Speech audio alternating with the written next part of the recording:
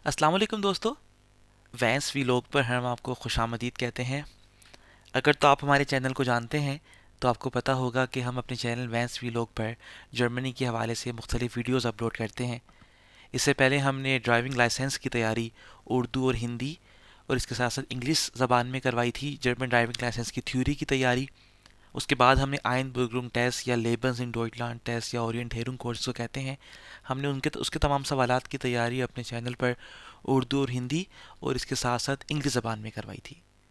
अगर आपने हमारी इस नई वीडियो सीरीज़ की इंट्रोडक्टरी वीडियो तारुफ वीडियो देखी है तो हमने उसमें आपको बताया कि अब हम बे आइंस या आप कह सकते हैं कि जर्मन लैंग्वेज के हवाले से जो एग्ज़ाम्स होते हैं जर्मनी में, लेकिन ख़ास तौर पर जिनका फोकस B1 के हवाले से होगा, बे आइंस के हवाले से होगा, उसका सिलसिला हम लोग शुरू करने लगे हैं। आप हमारी वीडियोस को बहुत ज़्यादा पसंद कर रहे हैं, हमें मुसलसल फीडबैक दे रहे हैं।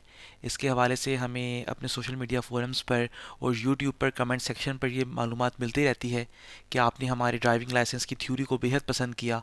इसके साथ साथ आपने फिर आइनबर्गरुंग टेस्ट के हवाले से जो हमने वीडियोस तैयार की थी उसको बेहद पसंद किया। फिर कुछ लोगों ने हमसे इसरार किया कि आपने जो कि एक सिलसिला शुरू किया है तो इसको जारी रखें और बे आइंस जो कि इसको B1 भी कहते हैं जर्मनी में, जो कि लैंग्वेज का एक इम्तिहान है, उसके हवाले से भी आप कुछ वीडियोस बनाएं। क्योंकि अगर आपने जर्मनी में PR अप्लाई करनी है, बेफ्रिस्टे वीज़ा अप्लाई करना है, या इसके अलावा अगर आपने नेशनैलिटी अप्लाई करनी है तो उसके लिए B1 एक लाजमी शर्त है। आइनबर्गरुंग टेस्ट के साथ साथ B1 भी आपको ज़रूर करना होता है। तो हमने ये फ़ैसला किया कि अब हम अपने चैनल पर, लोगों ने हमसे इतना इसरार किया है और वो हमारे कंटेंट को पसंद कर रहे हैं, तो हमने ये फ़ैसला किया कि अब हम लोग B1 की तैयारी करवाएंगे। B1 के हवाले से, या आप इस वीडियो को इस तरह भी देख सकते हैं, लाजमी नहीं है कि आप B1 की तैयारी कर रहे हैं तो हमारी इस सीरीज़ को देखें। हमारा ये पैटर्न आपको A1 से लेके B1 और कुछ लेटर्स में इवन B2 तक भी तैयारी करवाएंगे। तो अब सिलसिला कुछ ऐसा है कि सबसे पहले हम लोगों ने ये सोचा कि हम फोकस करेंगे श्राइबन के ऊपर। ये आपको हम कोशिश करेंगे इसके साथ साथ आपको कुछ वीडियोस के बाद B1 के टेस्ट के हवाले से पैटर्न बताएं कि पैटर्न कैसा होता है। लेकिन अगर जनरल बात की जाए तो उसमें आपके पास पहला हिस्सा होगन का होता है यानी लिसनिंग का, उसके साथ साथ लेजन का पार्ट होता है यानी रीडिंग का।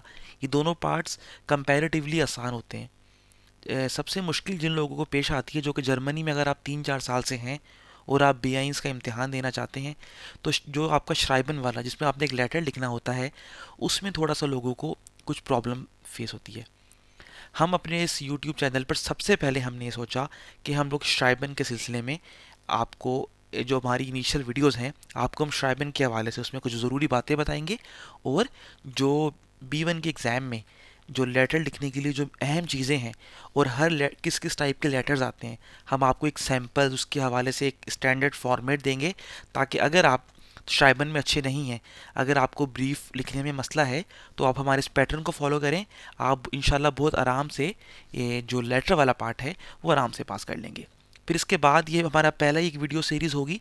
इसके बाद हम लोग फिर आपको टिप्स देंगे होगन के हवाले से, लेजन के हवाले से।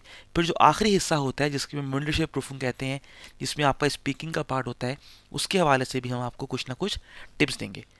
तो दोस्तों, सबसे पहले हम लोग आज हमारी पहली वीडियो है जो कि श्राइबन लेटर राइटिंग के हवाले से इंट्रोडक्टरी वीडियो है, जिसके अंदर हम आपको इस कुछ टिप्स देंगे। इंट्रोडक्शन के हवाले से इंट्रोडक्शन बताएंगे, क्या पैटर्न होता है, स्टैंडर्ड फॉर्मेट बताएंगे आपको हम, A1 से लेकर B1 तक या इवन B2 तक लेटर कैसे लिखा जाता है। पहली वीडियो इसके हवाले से होगी। इसके बाद फिर हम step by step different letter की टाइप्स के ऊपर जाएंगे और लेटर्स लिखना शुरू करेंगे। तो दोस्तों, अगर तो आप हमारे चैनल पर नए हैं और आपने हमारा चैनल अब तक सब्सक्राइब नहीं किया तो सब्सक्राइब करना ना भूलें। सब्सक्राइब कीजिए, वीडियो को लाइक कीजिए, अपने फ्रेंड सर्कल में ज़रूर शेयर कीजिए, और अगर आप चाहें तो बेल आइकन पर भी क्लिक कर सकते हैं। घंटी पर जो सब्सक्राइब के साथ एक घंटी का ऑप्शन मौजूद है कि जैसे ही हमारी कोई नई वीडियो अपलोड होगी आपको फ़ौरन से नोटिफिकेशन आ जाएगा। तो चलिए दोस्तों, हम लोग शुरू करते हैं श्राइबन A1 से लेके B1 तक के लिए जो आपको लेटर राइटिंग का पार्ट है उसकी इंट्रोडक्टरी वीडियो। तो दोस्तों, सबसे बुनियादी बात कि ये सीरीज़ शुरू करने से पहले हम आपसे कहेंगे कि सबसे जो बुनियादी चीज़ है, आप अपने पास एक डायरी या नोटबुक ले लें। क्योंकि इस जो श्राइबन वाला पार्ट हम सबसे पहले करवा रहे हैं, इसमें हम आपको स्टैंडर्ड पैटर्न बताएंगे, मूसर आपको देंगे, सैम्पल्स देंगे कि किस तरह अगर आप राइटिंग में आपको प्रॉब्लम्स हैं उसके बावजूद भी आप बहुत आराम से किस तरह आप B1 के राइटिंग वाले या ब्रीफ श्राइबन वाले पार्ट को कैसे आप क्लियर कर सकते हैं, उसके हवाले से टिप्स देंगे। तो आप हर अलग पेज के ऊपर हेडिंग बनाकर कि ये इस चीज़ का सैम्पल है, ये इस चीज़ का सैम्पल है, आप नोट करें ताकि आपको बाद में अपने रेफरेंस के लिए आसानी रहे। तो सबसे पहला आप अगर यहाँ पर देखें तो हम आपको सबसे पहले हम शॉर्ट इंट्रोडक्शन देंगे इस वीडियो के अंदर कि किस टाइप के लेटर आपके पास होते हैं, लेकिन स्पेसिफिकली हमारा फोकस इसके अंदर B1 के ऊपर होगा क्योंकि B1 एक हाई लेवल है। अब जो A1 और A2 करना चाहते हैं वो भी यकीनन इससे फ़ायदा उठा सकते हैं। फिर इसके साथ साथ हम आपको इस वीडियो के अंदर कुछ टिप्स देंगे कि किस तरह आपने अपनी राइटिंग वाला जो पार्ट, आपका जो ब्रीफ श्राइबन वाला पार्ट है, जो आपने लेटर लिखना है, आप उसको किस तरह अरेंज करें, आपने क्या ज़रूरी चीज़ें हैं जो आपने निगाह में रखनी है, जिनको आपने सोच समझ के स्टेप्स लेने हैं। फिर दोस्तों इसके साथ सबसे ज़्यादा जो अहम चीज़ है वो ये कि आपके पास कितने टाइप के लेटर आते हैं एग्ज़ाम में। B1 एग्ज़ाम में जो या A1 से लेकर B1 तक के दरमियान जो एग्ज़ाम है उसमें नॉर्मली 4, अगर हम डिवाइड करें तो 4 मेन कैटेगरीज हैं जिसमें हम B1 के लेटर्स को डिवाइड कर सकते हैं।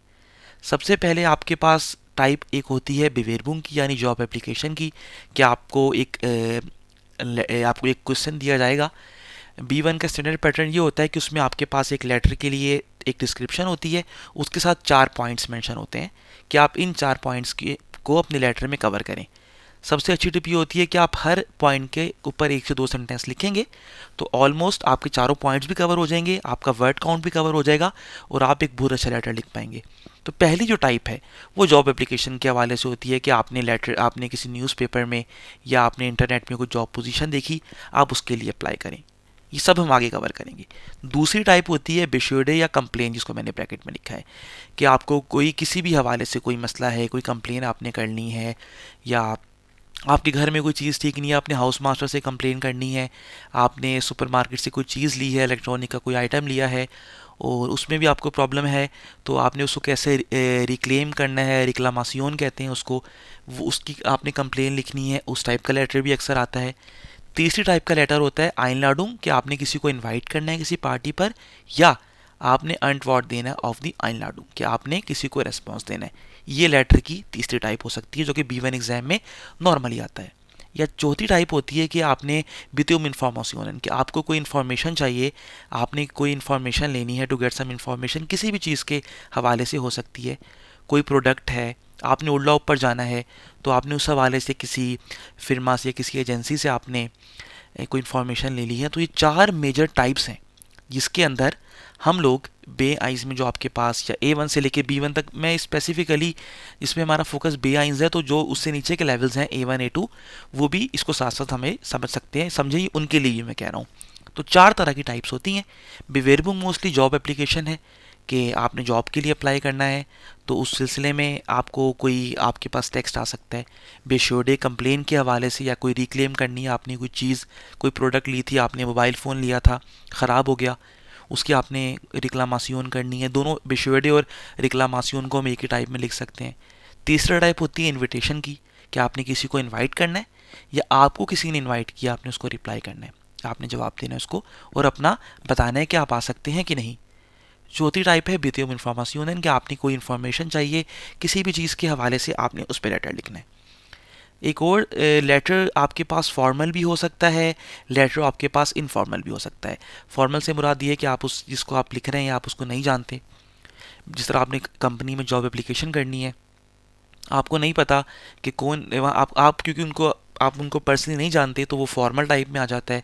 इनफॉर्मल नॉर्मली अगर आप अपने किसी जानने वाले को, कोलीग को, दोस्त को अगर आप कोई लेटर लिख रहे हैं, वो इनफॉर्मल में आता है। मैंने जनरल डेफिनेशन बताई, आगे हम इसको मज़ीद डिटेल में देखेंगे। या इसके साथ साथ लेटर के अलावा आपको ईमेल लिखने के लिए भी आ सकती है B1 के एग्ज़ाम में, तो वो हम कैसे करेंगे। तो ये हम सब आपको चीज़ें आगे बताएंगे कि किस तरह आपको अगर कोई लिखने के लिए ईमेल आती है तो आपने उसको किस तरह करना है। सबसे अहम चीज़ 70 से 80 वर्ड जो कि आपसे एक्सपेक्ट किए जाते हैं कि आपका मुकम्मल जो लेटर है वो 70 से 80 वर्ड्स का हो। इस हवाले से आप बिल्कुल परेशान ना हो, हम आपको अभी इसी वीडियो के अंदर जब पैटर्न बताएंगे स्टैंडर्ड, तो आप वहीं पर ही आपके लगभग काफ़ी सारे वर्ड्स कवर हो जाते हैं। तो वर्ड काउंट कोई बड़ा प्रॉब्लम नहीं है। लेकिन आपने बस इस हवाले से ये ज़हन में रखना है कि B1 के लेटर में इस टाइप के लेटर्स आ सकते हैं और क्या क्या अहम बातें हैं, फॉर्मल हो सकता है, इनफॉर्मल, ये सब चीज़ें हम आगे देखेंगे। तो अब दोस्तों यहाँ पर आ गया है दोबारा टिप्स। अब आपको सबसे पहले हम टिप्स देना चाहेंगे कि आपने जब राइटिंग, आपके पास एक लेटर आया B1 का, आपने होगन का पार्ट कर लिया, लिसनिंग, आपने रीडिंग भी कर ली है, अब आपने लेटर लिखना है जिसके लिए आपके पास आधा घंटा होता है, जो कि मोर देन इनफ है। आपने आधा घंटा होता है जिसमें आपने लेटर लिखना होता है। सबसे पहला पार्ट कि आपने जब राइटिंग स्टार्ट करनी है तो बिफोर स्टार्ट राइटिंग हम आपको टिप्स देंगे 3 हिस्सों में तकसीम करके। राइटिंग शुरू करने से पहले आपकी टिप्स, ड्यूरिंग राइटिंग आपने किन बातों का ख्याल रखना है, और जब आपने अपना ये लेटर कंप्लीट कर लेना है फिर कौन सी बातें आपने ज़हन में रखनी है। तो बिफोर स्टार्ट राइटिंग, कोई लेटर स्टार्ट करने से पहले आपने क्या चीज़ ज़हन में रखनी है। सबसे पहले आपको ये देख के अंदाज़ा लगाना है कि ये लेटर फॉर्मल है या इनफॉर्मल है। वो आपको अंदाज़ा हो जाएगा अगर आप उस शख्स को नहीं जानते जिसको आप लेटर लिख रहे हैं, आप कोई जॉब एप्लीकेशन कर रहे हैं, आप किसी कंपनी को लेटर लिख रहे हैं, कोई आपको इन्फॉर्मेशन चाहिए तो फॉर्मल में आता है।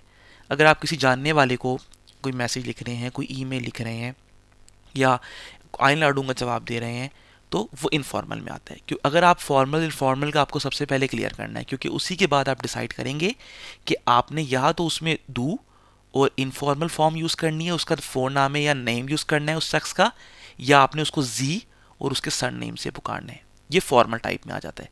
अगर इनफॉर्मल होगा तो आप उसको दू कह के, क्योंकि उसको आप जानते हैं, और फिर आप उसको उसका नाम भी लिख सकते हैं, उसका फ़ोन नाम है जो उसका रियल नेम है। लेकिन अगर आप उस शख्स को नहीं जानते, लेटर के टाइप फॉर्मल है, तो आपने जी की फॉर्म यूज़ करनी है और सरनेम। आप इस हवाले से परेशान ना हो, ये सब हम आपको आगे बताएंगे।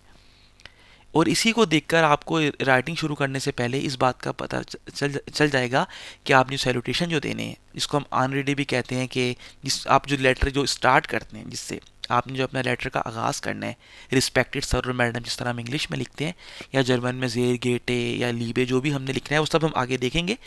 तो आपको लेटर शुरू करने से पहले जब आपको ये अंदाज़ा लगाना है आपने कि फॉर्मल है कि इनफॉर्मल है, वो अंदाज़ा लगाना नहीं, वो काफ़ी आसान होता है, वो वैसे ही मालूम हो जाता है। और उसी की बेस पे आप डिसाइड करते हैं कि आपने सैल्यूटेशन कौन से देने हैं, और ग्रीटिंग्स, यानी जब आपने अपने लेटर को ख़त्म करना है बिल्कुल एंड पर आपने मिस फ्रेंडली ग्रोसन लिखना है या लीबे ग्रोस से लिखना है, क्या लिखना है, depending on formal and informal. ये सब हम आपको बहुत डिटेल में कुछ लम्हों में बताएंगे। तो लेटर शुरू करने से पहले ये 2 पॉइंट्स हैं। सबसे पहले आपने अंदाज़ा लगाना है कि लेटर फॉर्मल है या इनफॉर्मल है, और उसी की बेस पे फिर आपने डिसाइड करना है कि आपने लेटर का आगाज़ और ख़त्म कैसे करना है। ड्यूरिंग राइटिंग, अब आप लेटर लिखना शुरू कर चुके हैं, आपने डिसाइड कर लिया है कि लेटर फॉर्मल है या इनफॉर्मल है। अब राइटिंग आप लिखना शुरू कर रहे हैं। सबसे पहले B1 इसके अंदर आपको 4 पॉइंट्स, A1 A2 B प्रकार ले लें, आपको 4 पॉइंट्स दिए होते हैं। आपने हर पॉइंट के ऊपर 1 से 2 सेंटेंसेस लिखने होते हैं। तो अब आपने read all the given points carefully. अब आपने सामने डिस्क्रिप्शन मौजूद है कि आपने क्या लिखना है। चारों पॉइंट्स को गौर से पढ़ें and right 1 to 2 sentences for each point. और हर पॉइंट के लिए आप कम से कम कोशिश करें 1 से 2 या 2 सेंटेंस मिनिमम ज़रूर लिखें, ये सबसे अहम है। उसके बाद try to write simple and short sentences. अगर आप लेटर राइटिंग में अच्छे नहीं हैं, या अगर आप अच्छे हैं भी, तो कोशिश यही करें, क्योंकि आपकी मादरी ज़बान नहीं है, सिंपल स्ट्रक्चर यूज़ करें, सिंपल और शॉर्ट सेंटेंसेस यूज़ करें। और कोशिश आप ये करें कि सबसे अहम चीज़ कि आपको जो 4 पॉइंट्स दिए गए हैं आपने हर पॉइंट कवर करना है। अगर आपने हर पॉइंट कवर कर लिया, आपने लेटर को स्टार्ट और एंड भी ठीक किया, तो आप बहुत आराम से लेटर राइटिंग का पार्ट पास कर सकते हैं। बहुत आसान है, लेकिन ज़रूरी है कि आप उन तमाम 4 पॉइंट्स के ऊपर कुछ ना कुछ ज़रूर लिखें, 1 से 2 सेंटेंस। इसके साथ साथ ड्यूरिंग राइटिंग आपको एक और बात का भी ख्याल रखना है। ड्यूरिंग स्पेशली B1 आपसे लेटर से आपसे ये एक्सपेक्ट किया जाता है कि आप जो नेबन जट्स वगैरह हैं, ये भी हम आगे बहुत डिटेल में आपको बताने वाले हैं। इवन आपको एक लिस्ट भी देंगे जो कि आप याद भी कर लें। आपसे ये एक्सपेक्ट किया जाता है कि आपने जो कंजक्शंस यूज़ करने हैं, जो ऑर्डिनेटिंग होती है, वर्ब एंड पे चला जाता है या बीच में आ जाता है, ये सब आने कुछ लम्हों में आपको हम बताने जा रहे हैं। तो आपसे ये एक्सपेक्ट किया जाता है B1 के एग्ज़ाम में कि आप इनमें से कुछ 2 से 3 नेबन जट्स आपके लेटर में ज़रूर हों। वो हम आपको एक स्टैंडर्ड फॉर्मेट में एक पैटर्न बता देंगे, आप उसको वैसे ही याद कर लें और आप एग्ज़ाम में जाके उसको अपने लेटर के हिसाब से चेंज कर लें। बहुत आराम से आप ये काम कर सकते हैं। We will explain them while writing letters. हम तमाम ये चीज़ें आपको बताएंगे, लेकिन ये जस्ट थोड़ी टिप्स थी ताकि आप ये टिप्स अपने जहन में रख लें। लेटर को शुरू करने से पहले आपने क्या करना है, और लेटर जब आप लिख रहे हैं उस दौरान आपने किन बातों को ध्यान में रखना है या मलहूज़े खातिर रखना है। तो हमने 2 पॉइंट्स देख लिए कि आपने लेटर शुरू करने से पहले क्या करना है और आपने लेटर लिखने के दौरान क्या करना है। अब हम तीसरा आखिरी पॉइंट कि जब आपका लेटर लिख लिया आपने, तो अब आपने क्या करना है, ये तीसरी टिप है। सबसे पहले आपने चेक करना है कि सॉल्यूटेशन जो आप रिस्पेक्टेड सर या मैडम जर्मन में हम आगे देखेंगे उसको क्या कहते हैं वो, और जो ग्रोस फॉर्मल है वो आपने उसको फिनिश किया है कि मिथ फ्रेंडशिप ग्रोसिन कहते हैं या लीबे ग्रोसे फीले ग्रोसे, आपने क्या लिखना है वो ठीक है कि नहीं, वो सब डिपेंड करता है कि लेटर फॉर्मल है कि इनफॉर्मल। सबसे ज़रूरी आपने ये दोनों चीज़ें लाजमन चेक करनी है। उसके साथ साथ आपने सबसे ज़रूरी चीज़ कि आपने जो आपको 4 पॉइंट्स दिए गए हैं, जो आपको आमतौर पे B1 के अंदर 4 पॉइंट्स लिखे होते हैं कि आप इन 4 पॉइंट्स को अपने लेटर में कवर करें, तो ये काफ़ी आसान कर देता है चीज़ों को। तो आपने ये देखना है कि आपने तमाम 4 पॉइंट जो हैं वो आपने कवर किए हैं या नहीं। उसके बाद फिर ग्रामर चेक के हवाले से आता है कि आपने जो अब ग्रामर जो है वर्ब की पोजीशंस अगर आपने नेबन जर यूज़ किए हैं और जो उनकी एंडिंग है वर्ब की पोजीशंस ठीक हैं कि नहीं, और इसके साथ साथ जो स्पेलिंग है वो आपकी स्पेलिंग कैसी है, स्पेलिंग आपके सारे लेटर में करेक्ट हैं कि नहीं। तो ये सबसे अहम चीज़ें हमने आपको बता दी। लेटर शुरू करने से पहले आपने क्या देखना है कि लेटर फॉर्मल है कि इनफॉर्मल है, स्टार्ट कैसे करना है, एंड कैसे होगा, सैल्यूटेशन या स्टार्टिंग में आपने रिस्पेक्टेड सर या मैडम लिखना है या आप उसको जानते हैं कि नहीं। फिर आपने कोशिश करनी है लिखने के दौरान कि हर पॉइंट जो आपको 4 पंक्ति दिए गए हैं हर पॉइंट के ऊपर 1 से 2 सेंटेंस लिखें और बिल्कुल आसान सीधा स्ट्रक्चर, आसान स्ट्रक्चर इस्तेमाल करें। इसके साथ साथ कुछ आपने नेबन वर्ड्स भी यूज़ करने हैं, कंजंक्शंस भी यूज़ करने हैं, वो हम आपको आने वाले स्लाइड में बताएंगे। तो ये सबसे अहम चीज़ थी जो कि आपको नज़र में रखनी है। तो दोस्तों अब ये हमारी स्लाइड जो हमने आपके लिए तैयार की है ख़ास तौर पे, इसको आप सबसे पहले अपने पास एक डायरी में नोट कर लें। अब यहाँ से टाइम आ गया कि आप अपने पास नोट्स बनाना शुरू कर दें। इसमें हमने आपको इसमें एक ओवरव्यू दिया है कि अगर आपके पास लेटर फॉर्मल होता है तो आपने सैल्यूटेशन यानी आपने लेटर का आगाज़ कैसे करना है, आपने उसका इख्तिताम यानी ग्रीटिंग्स जिसको ग्रोस फॉर्मल कहते हैं वो आपने कैसे देनी है। ये सब चीज़ें हमने आपको यहाँ पर अब बताएंगे। देखिए सबसे पहला, अगर तो लेटर फॉर्मल है, फॉर्मल लेटर बिवेयर एप्लीकेशन हो सकती है, कोई कंप्लेन आपने बेशुएडे करना है जिसमें यह है कि आप उस पर्सन को नहीं जानते, you don't know the name of the person, और अगर आप उसका नाम नहीं जानते तो आपने लेटर के शुरू में हमेशा, अगर फॉर्मल लेटर है और आप उस पर्सन के नाम को नहीं जानते, आपको नहीं पता कि आपका मुखातिब कौन है, आपने एक जॉब एप्लीकेशन करनी है और आपको HR के नाम का नहीं पता, तो आपने ज़ेर गेटे दामन उन हेगन, आपने रिस्पेक्टेड सर या मैडम करके आपने अपने लेटर का आगाज़ करना है। सैल्यूटेशन उसका ऑलरेडी हमेशा ये होगा। ये आप याद कर लें क्योंकि ये बेआइंस में जो आप जब ब्रीफ लिखते हैं उसमें ये इंपॉर्टेंट पॉइंट है कि आपका सैल्यूटेशन जो है, आपका स्टार्टिंग वो, और जो आपका ग्रोस फॉर्मल जो ग्रीटिंग्स आपने फिनिशिंग करनी है वो ठीक हो। तो अगर लेटर फॉर्मल है और आप फॉर्मल लेटर के अंदर आप उस पर्सन को नहीं जानते कि वो आप किसको लेटर लिख रहे हैं, तो उस सूरत में आपने आगाज़ करना है ज़ेर गेटे दामनुन हेरन के साथ, और आपने फिनिश कैसे करना है उसको, आपने फिनिश करना है मिथ फ्रेंडशिप ग्रोसन, मिथ फ्रेंडशिप ग्रोसन के साथ आपने अपने लेटर को फिनिश करना है। ये सबसे अहम पॉइंट था पहला। दूसरा पॉइंट है लेटर फॉर्मल है और फॉर्मल होने के साथ साथ आपको उस शख्स का पता है जिसको आप लेटर लिख रहे हैं, जो कि आपका मुखातिब है और वो मेल है, आप सपोज करें।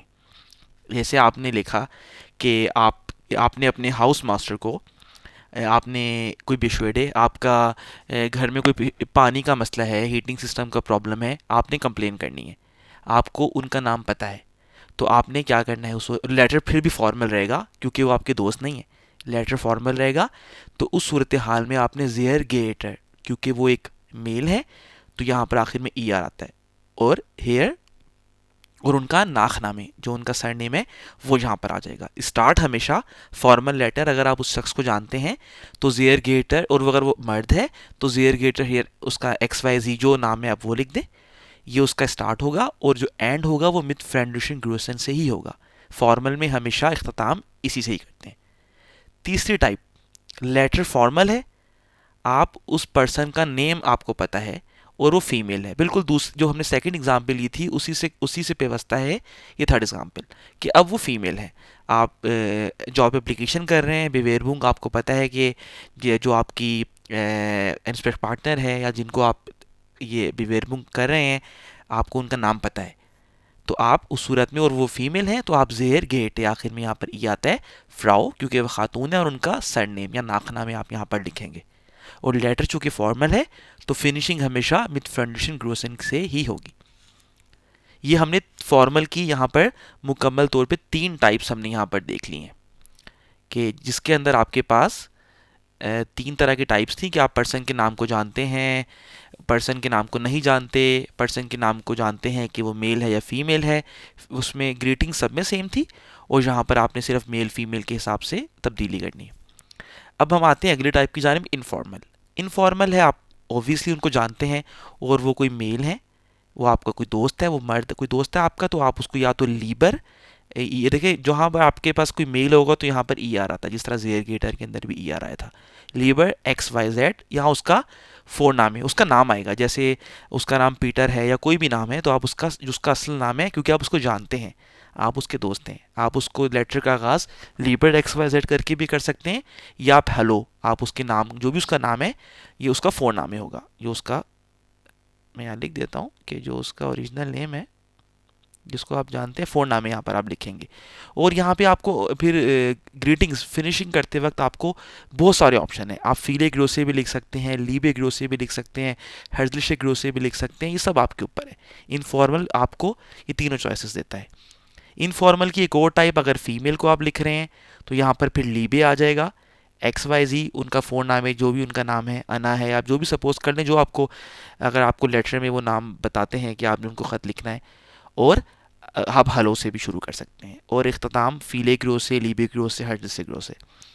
ये आप अपने पास किसी डायरी में या जो आपने अभी नोटबुक बनाई है वहाँ पे नोट कर लें, क्योंकि लेटर का आगाज़ और लेटर का इख्तिताम कैसे होगा, लेटर फॉर्मल है कि इनफॉर्मल है, ये आप याद कर लें। इन चीज़ों को याद करने से आपको ये फ़ायदा होगा कि ये आपने फिर उस हवाले से अपने लेटर की स्टार्टिंग और एंडिंग करनी होगी। तो फॉर्मल हमने आपको और इनफॉर्मल के हवाले से हमने आपको इस स्लाइड के अंदर डिटेल में चीज़ें बता दी हैं कि कैसे सारी चीज़ें ऑर्गेनाइज होंगी। जैसा कि दोस्तों मैंने आपको बताया था कि B.I.S की प्रूफिंग में एक चीज़ जो कि सबसे अहम होती है, वो आपसे ये एक्सपेक्ट करते हैं कि आप कम से कम कोई कंजंक्शंस या नेबल्स ज़रूर यूज़ करें। कंजंक्शंस अगर आप इंग्लिश से वाकिफ़ हैं तो जो दो जुमलों को आपस में जोड़ते हैं उनको हम, अगर आसान अल्फाज में कहा जाए तो कंजंक्शंस कहते हैं।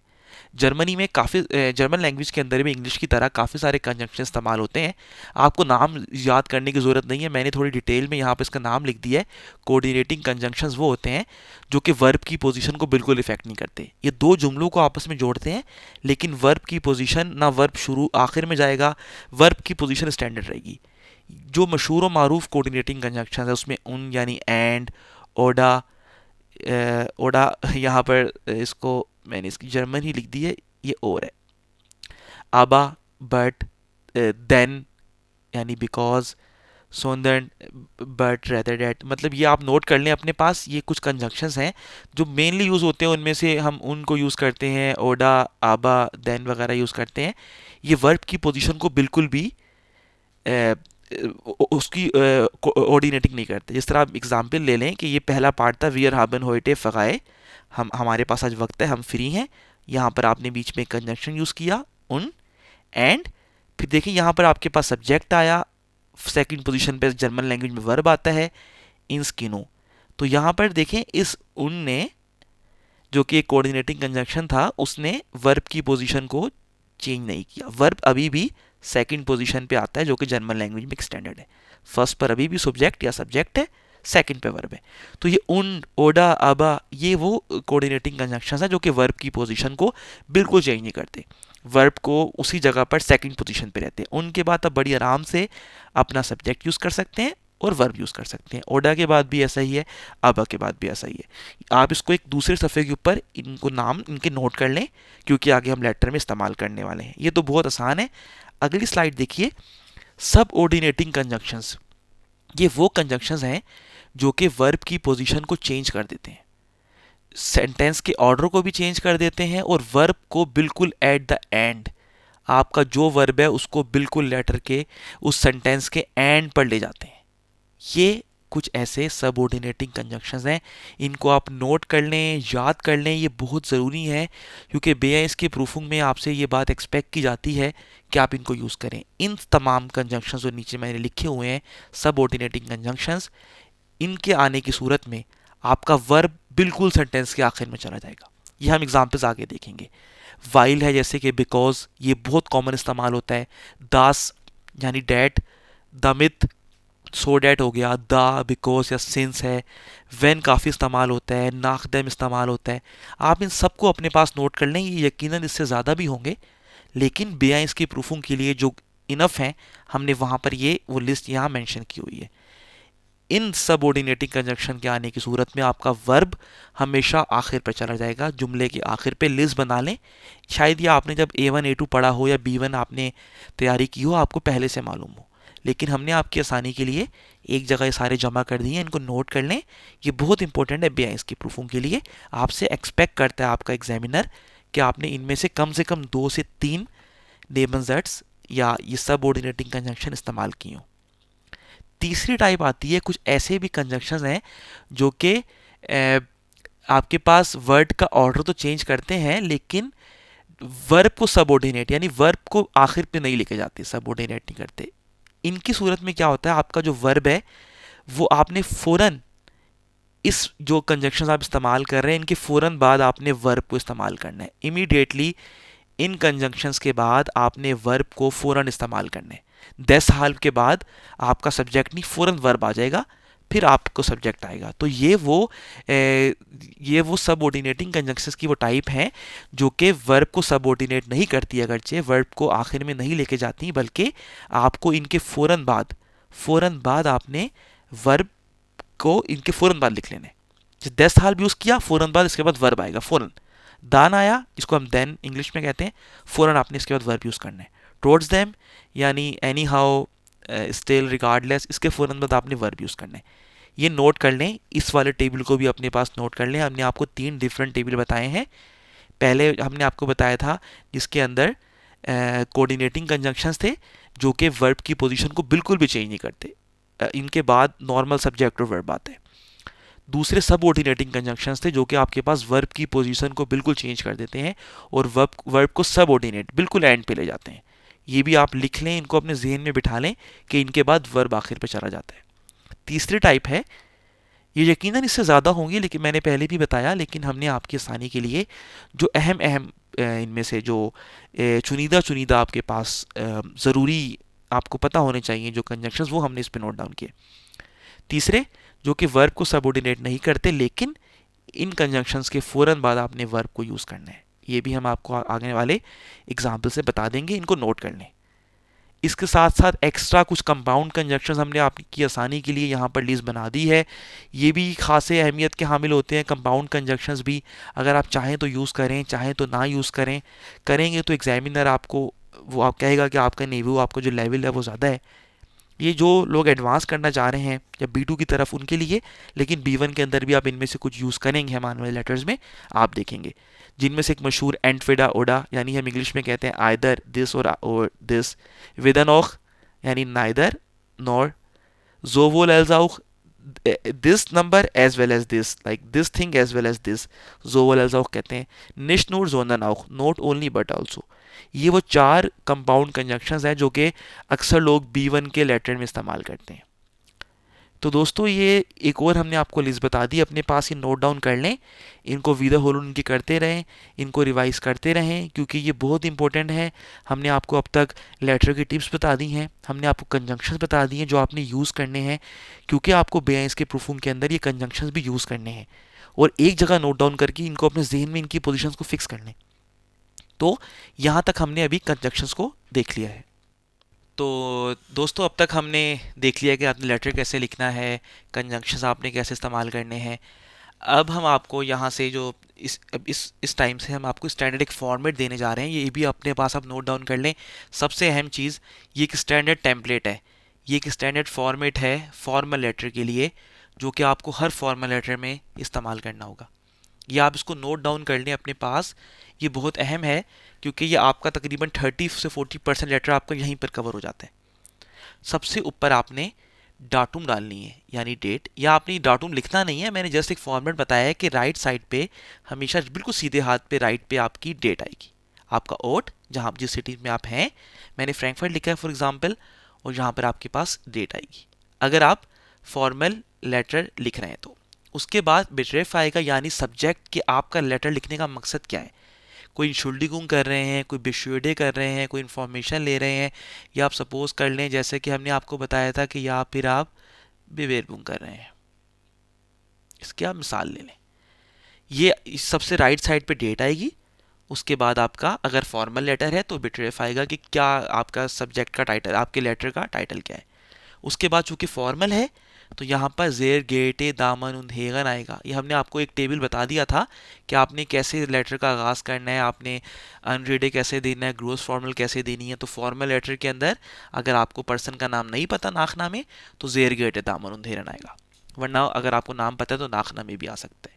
उसके बाद आपके बाकी जो आपके 4 पॉइंट्स अब आते हैं लेटर के, जिनके ऊपर आपने 1 से 2 सेंटेंसेस लिखने हैं। स्टार्टिंग कैसे होगी, आई लाइटूं क्या है, हाउ टाइल, ये वो हम तमाम 4 जो पॉइंट्स हैं वो कवर करेंगे। फिर उनके हर पॉइंट के ऊपर 1 से 2 जुमले लिखेंगे। ये सब हम आगे देखेंगे। अभी हम आपको जस्ट एक स्टैंडर्ड टेम्पलेट दे रहे हैं, इसको नोट डाउन कर लें, बिल्कुल बेशक कलरफुल मार्कर्स यूज़ करके। आपको पता हो कि सीधे हाथ पे डेट आएगी अगर फॉर्मल लेटर है तो, फिर आपके पास सब्जेक्ट आएगा, फिर अनरेडी आएगा, और आखिर में बिल्कुल जब आप सब कुछ लिख चुके होंगे तो आपने फिर श्लूस जर्ट्स कह सकते हैं या अपशीट जर्ट्स कह सकते हैं कि इश फ्रूमिश ऑफ एरिया एंटवर्ड के लाइक हम आपके आंसर का वेट करेंगे, या is what of the Antwerp area Antwerp sorry, कि क्योंकि ये फॉर्मल है तो यहाँ पर ए आएगा, तो हम आपके आंसर का वेट करेंगे, आपके आंसर आने पे हमें खुशी होगी। ये आप इस स्टैंडर्ड याद कर लें, लिख लें, इसको याद कर लें। ये हमेशा फॉर्मल लेटर के एंड में ऐसे ही आएगा, और हमेशा फॉर्मल लेटर के एंड में मिथ फ्रेंडलिशिप ग्रोसन ही आएगा।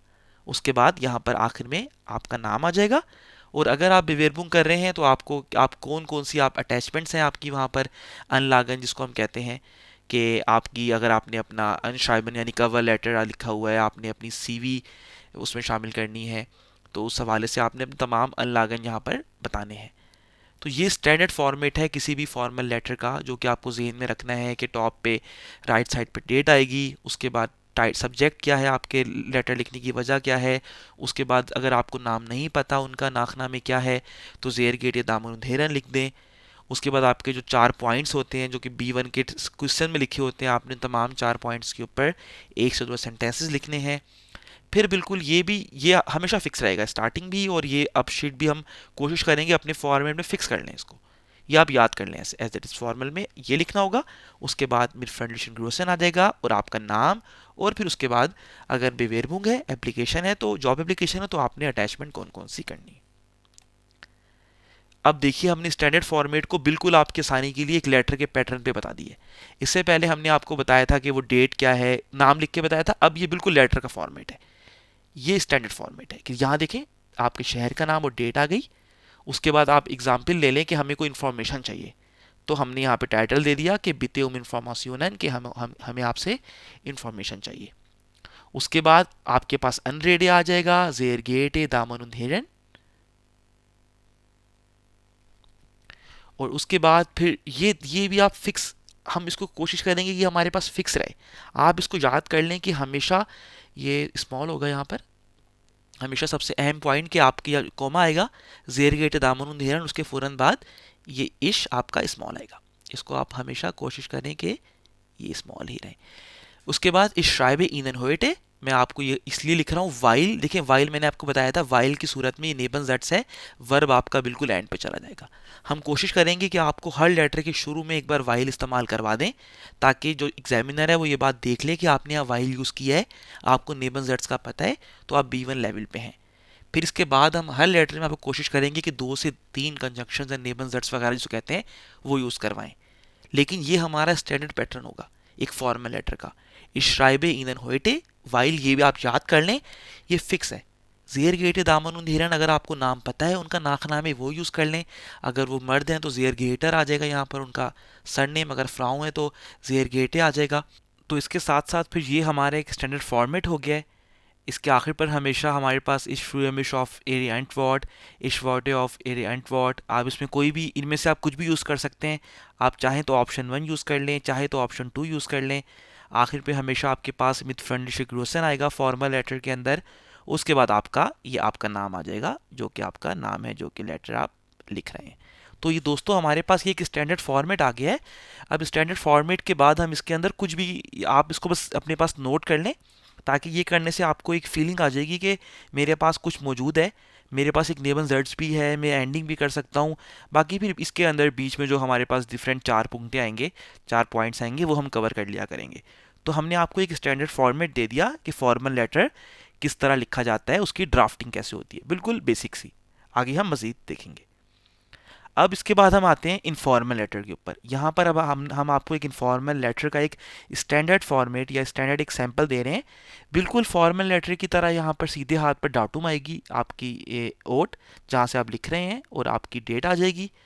चूँकि आपके पास ये यहाँ पर अब इनफॉर्मल है, तो यहाँ पर आप उसको जानते हैं, तो उसके नाम से पहले आपने या लीबर लगाना है या लीबे या हलो, जो भी आपको लिख रहा है, साथ में उनका नाम आ जाएगा।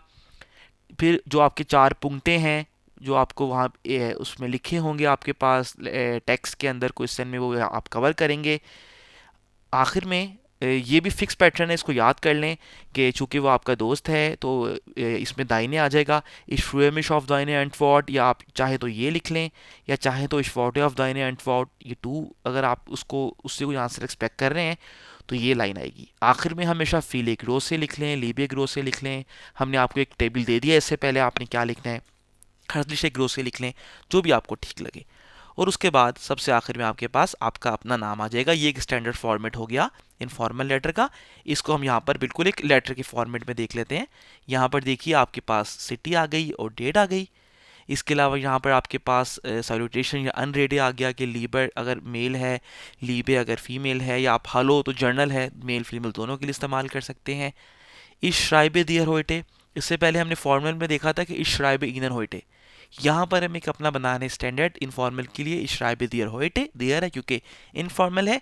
फिर यहाँ पर वाइल आ जाएगा, और आपको पता है कि वर्ब हमारे हमेशा इस सबऑर्डिनेट हो जाता है, वाइल के साथ आखिर पे चला जाता है, एंड पे।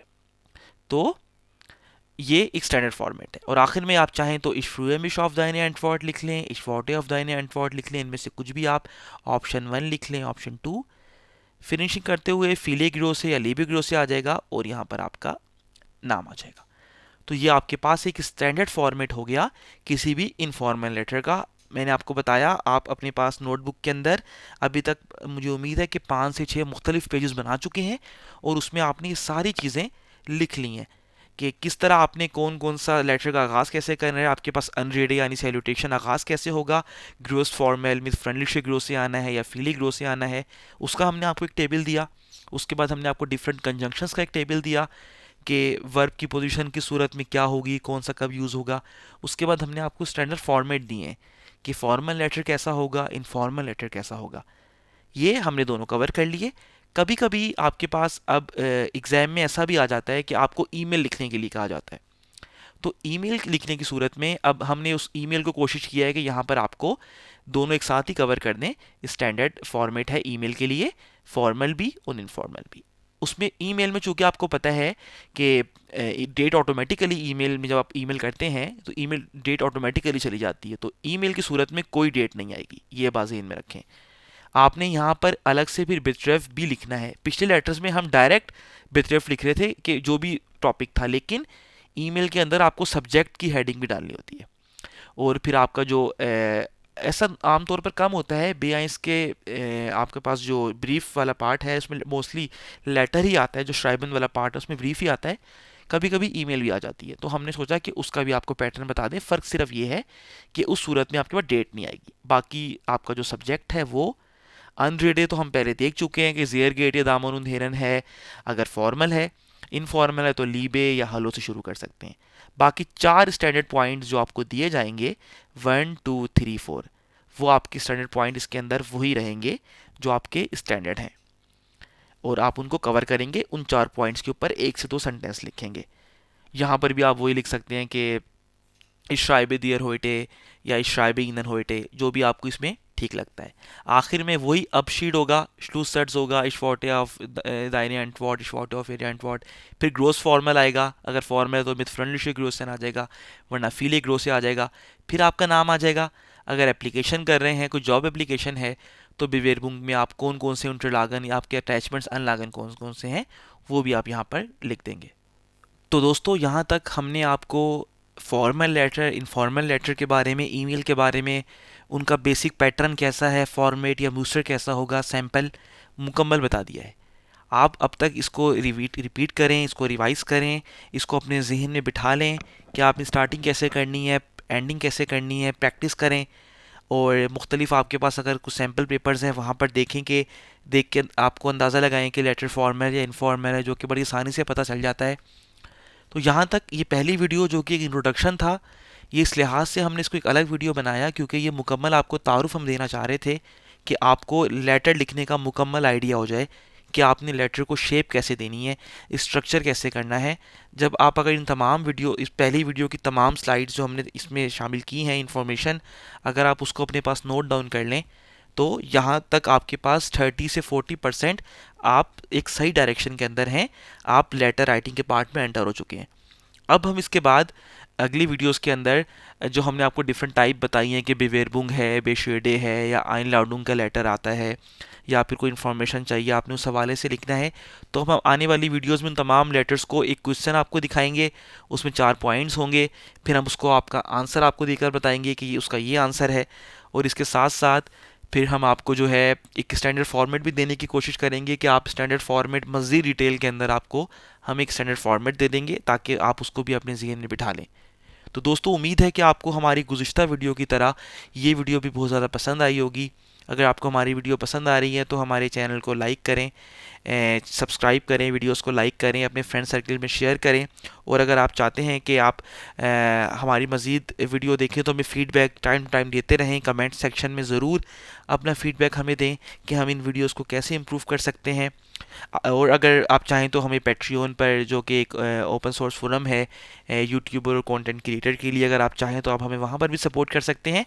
उसका लिंक हमने डिस्क्रिप्शन में दिया हुआ है। तो दोस्तों, इस वीडियो के लिए इतना ही। अगर आपको इस वीडियो के हवाले से कोई भी सवाल, कोई भी क्वेरी, कोई भी क्वेश्चन है तो कमेंट सेक्शन में ज़रूर डालिए, हमें खुशी होगी हम आपको उसका जवाब दें।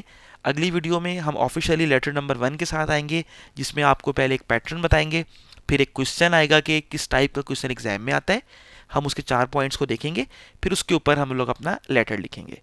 तो दोस्तों, कमेंट करना ना भूलें, वीडियो को लाइक करना ना भूलें, और अगली वीडियो तक अपना बहुत ख्याल रखें।